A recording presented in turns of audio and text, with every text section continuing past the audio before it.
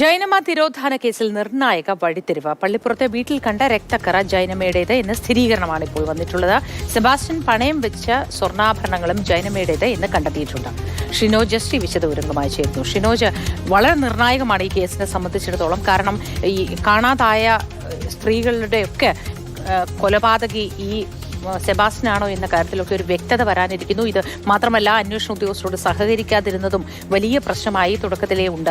ആ ഘട്ടത്തിലാണ് ഈ കണ്ടെത്തൽ വന്നിരിക്കുന്നത്. എന്താണ് ഇപ്പോൾ കണ്ടെത്തിയിരിക്കുന്ന കൂടുതൽ വിശദ വിവരങ്ങൾ ഷിനോജ്?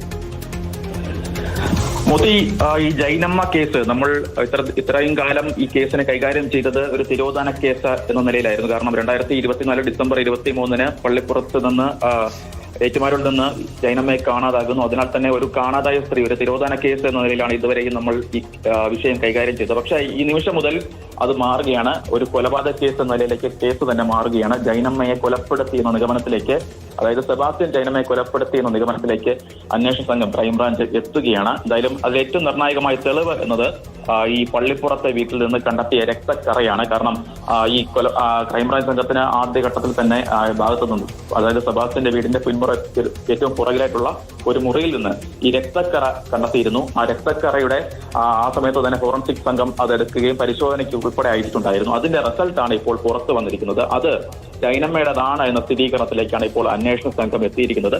തിരുവനന്തപുരത്തെ ഫോറൻസിക് ലാബിൽ നടത്തിയ പരിശോധനയിലാണ് ഇക്കാര്യം വ്യക്തമായത്. അതിനാൽ തന്നെ ജൈനമ്മയെ സെബാസ്റ്റ്യൻ പണത്തിന് വേണ്ടി കൊലപ്പെടുത്തി എന്ന സ്ഥിരീകരണത്തിലേക്ക് ക്രൈംബ്രാഞ്ച് സംഘം എത്തുകയാണ്. അപ്പോൾ ഇനി അറിയേണ്ടത് മോട്ടീവാണ്. അതുമായി ബന്ധപ്പെട്ട് മോട്ടീവ് എന്ന് പറയുന്ന നിലവിൽ അന്വേഷണ സംഘം പറയുന്നത് ഈ ജൈനമ്മയുടെ കഴുത്തിലും ഒക്കെ ആയിട്ട് ഏകദേശം 10 പവനോളം വരുന്ന സ്വർണ്ണാഭരണം ഉണ്ടായിരുന്നു. ആ സ്വർണ്ണാഭരണത്തിന് വേണ്ടിയാണ് ഇത്തരത്തിൽ ഈ പ്രതിയായിട്ടുള്ള സെബാസ്റ്റ്യൻ കൊലപാതകം നടത്തിയതെന്ന നിഗമനത്തിലേക്കാണ് ക്രൈംബ്രാഞ്ച് എത്തുന്നത്. എന്തായാലും ഈ പണയം പറ്റ സ്വർണ്ണാഭരണം, അതായത് ചേർത്തലയിലെ പല സ്വകാര്യ പണമിടപാട് സ്ഥാപനങ്ങളിലും എത്തിയാണ് ഈ പ്രതിയായിട്ടുള്ള സെബാസ്റ്റ്യൻ ഈ പണയം വെച്ചത്. ആ സ്വർണവും ജൈനമ്മയുടേതാണ്.